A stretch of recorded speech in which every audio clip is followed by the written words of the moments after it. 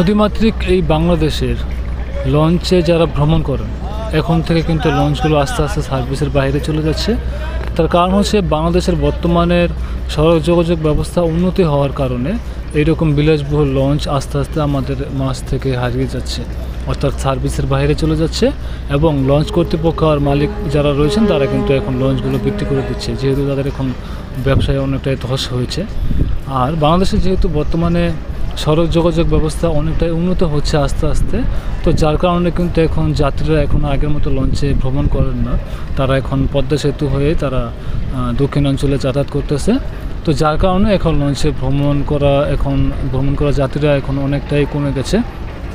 তবে যারা নিয়মিতভাবে ঢাকা বরিশাল রুটে যাতায়াত করে এবং অন্য রুটের লঞ্চে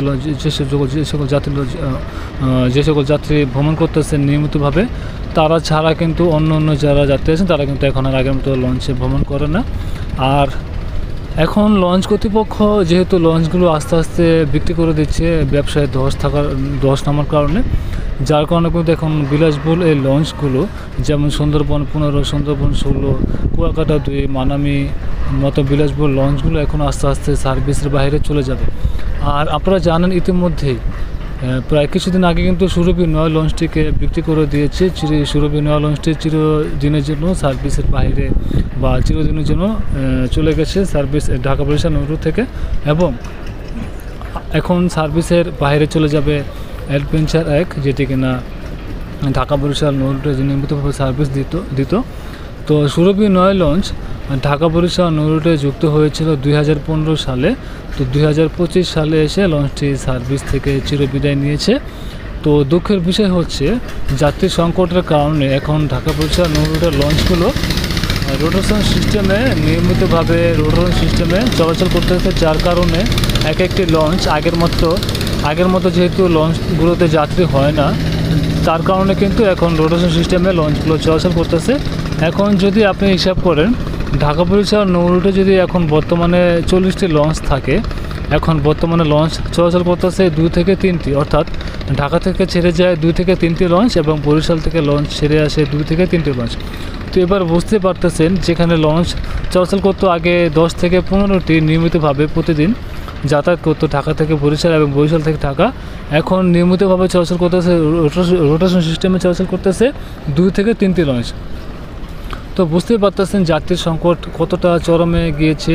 এই নৌপথের যারা যাত্রী আছেন তারা এখন লঞ্চের যারা যাত্রী চলাচল করতো তারা এখন কতটাই আফসোস করতেছে। লঞ্চের যারা স্টাফ রয়েছে, লঞ্চের মালিক পক্ষ রয়েছে, তারা কিন্তু এখন অনেকটাই ধসে পড়েছে, লঞ্চ ব্যবসায় ধস, যার কারণে কিন্তু এখন লঞ্চে যাত্রী হয় না। আর এমনিভাবে কিন্তু এক করে আস্তে আস্তে এই বিলাসবহুল লঞ্চগুলো আমাদের মাঝ থেকে হারিয়ে যাবে, সার্ভিস থেকে চিরবিদায় নেবে। তো যেটি বলছিলাম যে সুরভি নয় 2015 সালে সার্ভিসে এসে 2025 সালে সার্ভিস থেকে বিদায় নিয়েছে। তো এভাবে যদি সার্ভিস থেকে বিদায় নেয় তাহলে কিন্তু এইভাবে দেখতে পাচ্ছেন পন্টুন এখানে খালি, লঞ্চে যেখানে বড় একটি গ্যাপ দেখা যাচ্ছে এখানে কিন্তু ঘাটে অনেক ফাঁকা দেখা যাচ্ছে। এরকমভাবে আস্তে আস্তে ফাঁকা হতে হতে লঞ্চ অনেকটাই চিরবিদায় নেবে। যদি আপনি নিয়মিতভাবে লঞ্চে ভ্রমণ করেন তাহলে লঞ্চগুলো ভালোবাসা পাবে। লঞ্চে যারা নিয়মিতভাবে সার্ভিস দেয়, নিয়মিতভাবে যারা চলাচল করে তাদের কারণেই এই লঞ্চগুলো চিরদিন থাকবে, সেটি আমরা চাই। এবং সুরভি নয়ের কথা বলতেছিলাম, 2015 সালে এসে 2025 সালে বিদায় নিয়েছে মাত্র 10 বছর সার্ভিস দিয়ে। একবার চিন্তা করেন 10 বছর সার্ভিস দিয়ে সেই লঞ্চটিকে চিরবিদায় নিতে হলো সুরভি নয় লঞ্চটিকে। এবং আর কিছুদিন পরে কাটা হবে অ্যাডভেঞ্চার 1 লঞ্চটিকে, যেটি কিনা 2017 সালের সার্ভিসে এসে 2025 সালে বিদায় নিয়েছে।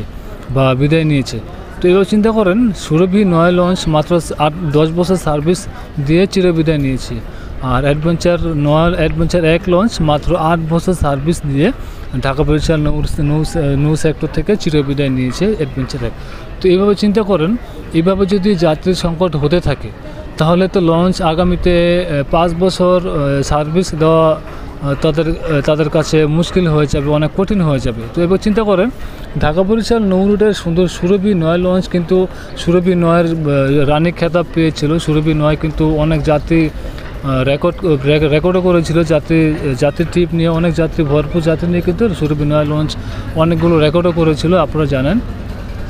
তো সেই সুরভি নয়া লঞ্চ যদি মাত্র 10 বছর সার্ভিস থেকে বিদায় নেয়, আর অ্যাডভেঞ্চার 1 যদি মাত্র 8 বছর সার্ভিস থেকে বিদায় নেয়, তো এবার চিন্তা করেন বর্তমানে যে সকল লঞ্চ এখন যেগুলো সার্ভিস দিচ্ছে সেগুলো তো আগামীতে দেখা যাচ্ছে 10 বছর দূরের কথা, 8 থেকে 5 বছর সার্ভিস দেওয়াটা তাদের মধ্যে অনেকটাই কষ্ট হয়ে যাবে। 5 বছর যদি সার্ভিস দিতে হয় তাহলে তাদেরকে অনেকটাই যাত্রীর চাহিদাও তাদেরকে থাকতে হবে। তো যেহেতু বাংলাদেশের বর্তমানে সড়ক যোগাযোগ ব্যবস্থা অনেক উন্নত হচ্ছে, যেটি কিনা অনেকটা ভালো দিক, তো আর অনেকটাই খারাপ দিক হচ্ছে বর্তমানে নৌ সেক্টরের জন্য অনেকটাই খারাপ দিক। তো যাই হোক, বাংলাদেশ হচ্ছে নদীমাতৃক দেশ। এই নদীমাতৃক দেশে আগে এরকম ছোট লঞ্চ সার্ভিস দিত, এখন যেহেতু বর্তমানে অনেক বিলাসবহুল লঞ্চ তৈরি হচ্ছে বাংলাদেশে, যার কারণে কিন্তু এখন যাত্রী সংকট অনেকটাই চরমে পড়েছে নৌ সেক্টরে। তো আপনারা যারা নিয়মিতভাবে লঞ্চে ভ্রমণ করেন এবং লঞ্চে যারা যাতায়াত করেন তারাই বুঝতে পারতেছেন যে আগে কীরকম যাত্রী হতো, এখন কিন্তু আগের মতো যাত্রী হয় না। তো আগের মতো যদি যাত্রী দেখতে চান আর আগের মতো যদি লঞ্চগুলোকে নিয়মিতভাবে সার্ভিসে দেখতে চান, তাহলে অবশ্যই আপনাকে লঞ্চে ভ্রমণ করতে হবে। আর সবচেয়ে বড় কথা হচ্ছে, যদি আপনি নদীমাতৃক এই দেশের নাগরিক হয়ে থাকেন বা নদীমাতৃক এই দেশটাকে ভালোবেসে থাকেন, নদীকে ভালোবাসেন, বাংলাদেশটাকে ভালোবাসেন, দেশ গ্রামটাকে, গ্রামীণ দৃশ্যটাকে যদি ভালোবাসেন বা দেখতে চান, তাহলে অবশ্যই আপনাকে এই লঞ্চে ভ্রমণ করতে হবে। আর এই লঞ্চে ভ্রমণের নিরাপদ সেটি আপনারা জানেন যে লঞ্চে সকল সুযোগ সুবিধাই এখন দেওয়া হচ্ছে, যেহেতু বিলাসবহুল লঞ্চ এখন বাংলাদেশে তৈরি হচ্ছে। তো লঞ্চে ভ্রমণ করেন তাহলে লঞ্চগুলো বেঁচে থাকবে চিরদিন। তো আশা থাকবে লঞ্চগুলো চিরজীবন বা চিরদিন বেঁচে থাক, সেটি আপনারা চাই।